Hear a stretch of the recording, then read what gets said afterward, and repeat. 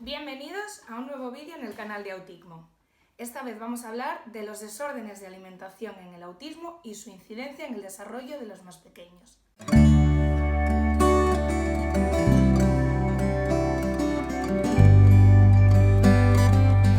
A través de nuestras redes sociales, Instagram y Facebook, sabéis que estamos siempre en búsqueda continua de aquellos temas que más os interesan o que más os pueden ayudar en el día a día.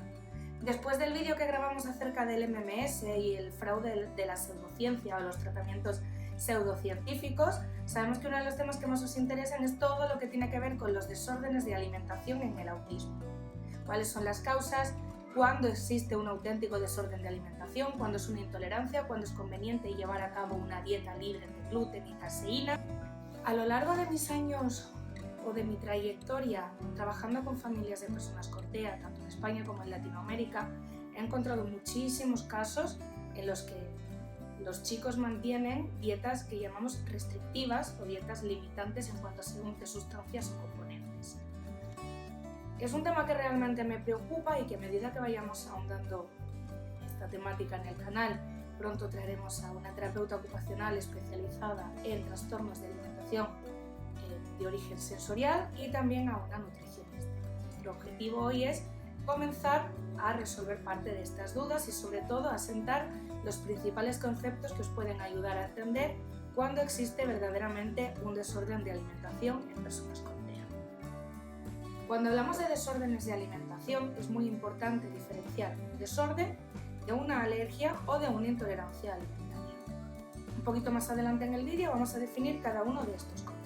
Ahora bien, cuando hablamos de desórdenes de alimentación, encontramos principalmente tres causas. Una puede ser médica o fisiológica, otro tipo son las causas de origen perceptivo sensorial, es decir, todo lo que tiene que ver con texturas y tolerancias a texturas, a temperatura, todo lo que tiene que ver con la percepción de los alimentos en sí. Y en tercer lugar, lo que tiene como origen conducta o la inflexibilidad o la rigidez que presentan algunas personas con TEA ante determinados alimentos. Si bien encontramos que estas tres causas son las principales en cuanto a desórdenes de alimentación, no son ni mucho menos excluyentes entre ellas, sino todo lo contrario. Una causa médica puede tener una mayor incidencia en el desarrollo de una alteración sensorial, igual que una alteración sensorial siempre o casi siempre va a ser origen o va a potenciar una inflexibilidad o rigidez conductual respecto a un alimento o un tipo de comida. Según Kodak y Piazzo, en sus últimas investigaciones en 2008, encontramos que el 90% de niños o jóvenes con un diagnóstico de TEA presenta desórdenes de alimentación, cuyo origen es alguna de las tres causas o las tres, a su vez, de las que hemos mencionado anteriormente.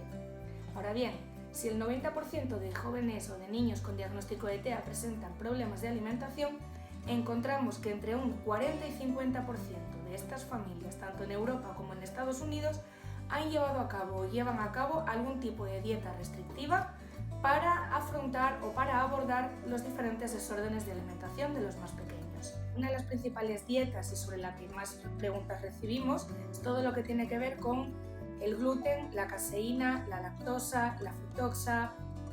Aquí, como decía antes, es muy importante diferenciar entre una intolerancia, una alergia y lo que podemos considerar que es mejor para la salud de cualquier ser humano. Lo que más me preocupa o de lo que más me encuentro, esta mañana mismo mirando uno de los grupos de Facebook, una de las mamás preguntaba ¿por qué a mi hijo con TEA tengo que quitarle todo el gluten de la alimentación? Sí, es verdad que era una pregunta, pero digamos que lo afirmaba, o sea, daba por hecho que esto es así y preguntaba pues, por qué esto se da así. Una de las cosas que digo siempre es que una intolerancia o una alergia va ligada al ser humano como tal, independientemente de que tenga un trastorno neurológico o no. Obviamente luego podrá haber comorbilidades, sabemos, y cualquiera que tenga un mínimo conocimiento o busque en internet evidencia contrastada, que el intestino es el segundo cerebro, que existe una conexión muy fuerte entre el desarrollo neurológico y el sistema digestivo. Pero de ahí a decir que porque una persona o un niño tenga un diagnóstico de TEA hay que sacar el gluten y la caseína porque le producen el autismo, no tiene nada que ver. Nada. Antes es muy importante diferenciar entre una intolerancia y una alergia. Ante la presencia de una intolerancia, una persona, independientemente de que tenga un trastorno o un diagnóstico o no, puede encontrarse mal. Una alergia es lo que puede llegar a ocasionar graves problemas de salud, como pueden ser acabar hospitalizado o dependiendo de un tratamiento crónico para toda la vida. ¿Cuáles son algunos de los síntomas de una intolerancia alimentaria?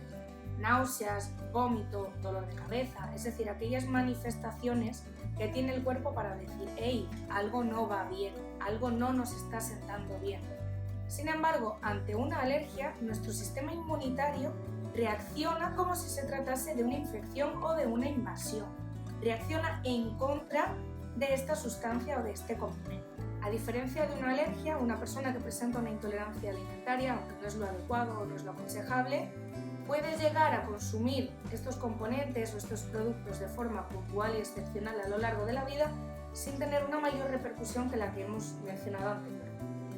Ahora bien, en mi caso yo no soy nutricionista, como os decía, estos temas los iremos trabajando en profundidad desde las diferentes especialidades, pero me gustaría invitaros a la reflexión, sobre todo a aquellas familias o profesionales que recomendáis a un papá o a una mamá que porque su hijo tiene un diagnóstico de TEA lleve a cabo una dieta libre de gluten o de caseína, que realmente le deis un pensamiento. Una alergia se da como tal en el ser humano, independientemente del diagnóstico que tenga. Ahora bien, otra cosa es que queramos implementar cada vez hábitos más saludables. Hay que evitar caer, como hemos mencionado en el vídeo anterior en el que hablábamos del MMS, hay que evitar caer en la falsa creencia de que por llevar a cabo una dieta restrictiva vamos a curar el autismo o vamos a revertir el autismo o todos estos falsos bulos y mitos que circulan tanto en redes sociales como en círculos de personas relacionadas con este sector. ¿Qué es lo más conveniente o por dónde debemos comenzar si sospechamos que nuestro peque o que un peque con TEA tiene un desorden de alimentación? Primero de todo, intentar determinar, aunque sea desde un punto de vista observacional, cuál puede ser el origen de esas causas. Médico, sensorial, conductual, una alteración en el propio entorno en sí, y a partir de ahí, ¿qué vamos a hacer? Pues primero que todo, consultar a un especialista, un nutricionista infantil, a través del pediatra, que haga las pruebas necesarias para evidenciar si existe o no tanto una intolerancia como una alergia alimentaria en concreto. Una vez tengamos los resultados de estas pruebas y siempre bajo la supervisión del especialista, es cuando recomendamos llevar a cabo la dieta, pero no dieta entendido como algo puntual, sino la dieta de alimentación que va a formar parte de la vida y del día a día de la persona con autismo. Creo que es importante no olvidar que son niños y sobre todo no es tanto el tipo de alimentación restrictiva como lo que personalmente he visto a lo largo del tiempo que acarrea, como son niños privados de vivir muchas experiencias como cumpleaños, excursiones, viajes con sus compañeros, porque tratamos de evitar que consuman muchos alimentos y muchos productos que la gran mayoría sí que consumen. Si sabemos a ciencia cierta que a nuestro hijo, al niño que tenemos en terapia, no le hace ningún mal, ¿cuál es la necesidad real, por favor? ¿Cuál es la necesidad del niño, no la vuestra? ¿Cuál es la necesidad real de sacar o eliminar todas esas oportunidades de interacción con el entorno, de vivencias con sus iguales y de su propio desarrollo? Esto era lo que decía en el vídeo del MMS, que si alguien aún no lo ha visto, os lo voy a dejar también abajo en la cajita de descripción. Es muy importante no perder el sentido común. Estamos hablando de niños y jóvenes con dificultades en la interacción social. Una de las principales cosas o consecuencias que veo de la puesta en marcha de dietas restrictivas es que acaban limitando las experiencias y las vivencias de los más pequeños y obviamente por ende también acaban repercutiendo en la familia. Cuando hablamos de personas con dificultades en la interacción, por mucho que miremos por su salud física, creo que tenemos que mirar por su desarrollo integral. Si no tienen ningún tipo de problema, de desorden, de intolerancia, de alergia, no les privemos de aquellas experiencias que les van a permitir desarrollarse de forma íntegra como personas. Esto es un consejo de verdad que os lo doy, pero porque creo que si partiésemos de ese punto, también todos seríamos mucho más felices y el trabajo sería mucho más sencillo en el día a día y sobre todo se lo pondríamos mucho más sencillo a ellos. Ahora bien, como os decía antes, una vez ya tenemos las pruebas y queremos empezar a implementar un tipo de dieta, o bien porque nos lo han recomendado, o bien por convicción, pero que sabemos que es lo más adecuado para el pequeño, cómo podemos empezar a trabajar la tolerancia de nuevos alimentos o de nuevas texturas. Esto dependerá de si el origen viene de un enfoque sensorial o un origen sensorial, o una inflexibilidad, una rigidez conductual, como puede ser, pues no tomo determinados alimentos porque no los he probado nunca, porque veo que mi hermano cada vez que le ponen verduras en el plato lo tiro y yo por copia, es decir, una rigidez conductual, también los tiro y no lo quiero, o bien porque no tolero la textura en boca. No tolero la textura en boca, o encontramos ya más allá, aquí entraría el logopeda, problemas en la devolución, en la masticación y en todo lo que tiene que ver con el fortalecimiento de la musculatura orofacial. Todos estos son factores que van a incidir en el desarrollo o en el correcto desarrollo de la alimentación de personas con autismo. Como os decía al inicio del vídeo, el objetivo es crear una lista de reproducción aquí en el canal, que la veréis ya creada más abajo, que se llama Alimentación y Autismo, donde vamos a ir abordando desde diferentes disciplinas profesionales y experiencias de familias esta temática tan amplia. No tendría sentido ninguno intentar abordarla en un único vídeo de 8 minutos de duración. Dejadnos vuestros comentarios, vuestras dudas, vuestros miedos, vuestras inquietudes y vuestras experiencias para que podamos tenerlas en cuenta para sucesivos vídeos.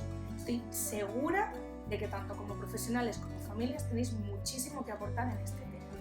Espero que os haya resultado útil, de verdad, de lo que quería es generar como una introducción a esta temática, que nos dejéis todas esas dudas que tengáis. Recordad que podéis seguirnos en Facebook y en Instagram, suscribiros al canal si aún no lo habéis hecho, así estaréis al tanto de todos los vídeos que subamos y os llegará una notificación, y nos vemos en el próximo vídeo.